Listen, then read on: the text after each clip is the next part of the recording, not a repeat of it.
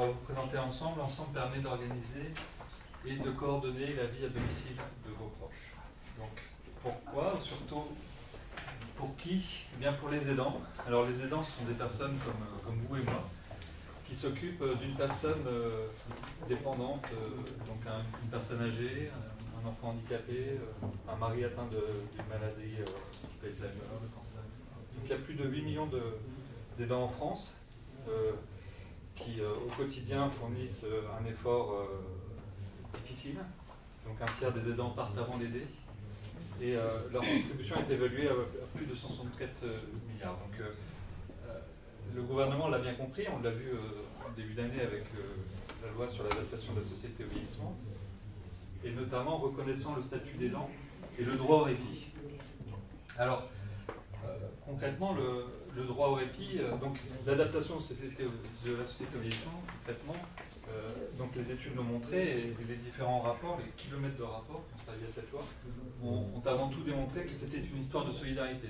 C'est-à-dire que finalement, les sociétés ont évolué, se sont numérisées, se sont aussi déshumanisées. On vient moins voir facilement son voisin sur son téléphone. On s'est posé la question, comment aider un aidant, comment aider au quotidien? Et le constat est simple, c'est si vous me dites ce que vous faites, alors je pourrais vous aider. Si vous me dites que vous avez des courses à faire ou une visite à faire cet après-midi, alors je pourrais la faire à votre place. Alors comment ça marche? Donc l'aidant va créer un compte, va créer ensuite son agenda en fonction de ses besoins à l'aide de thématiques claires. Donc par exemple l'aide au lever, la toilette, la visite, le portage du repas. Et l'ensemble du réseau va pouvoir, donc les amis, les proches, la famille, le voisinage, mais également l'association d'aide à domicile, l'entreprise d'aide à domicile, l'aide soignante va pouvoir contribuer et communiquer avec cet agenda. Donc par exemple, moi je suis voisin, je veux faire une visite à Margot, la voisine, je clique sur la vignette, ma photo apparaît. Les gens le savent automatiquement dans le voisinage. Je suis aidant, je suis au travail, j'ai une réunion qui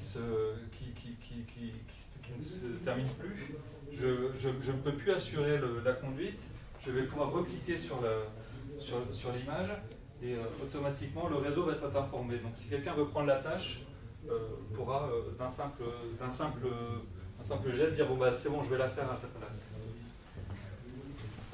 On peut également bien sûr créer une nouvelle tâche si on s'aperçoit lors d'une visite que le robinet fuit et qu'on ne sait pas réparer le robinet.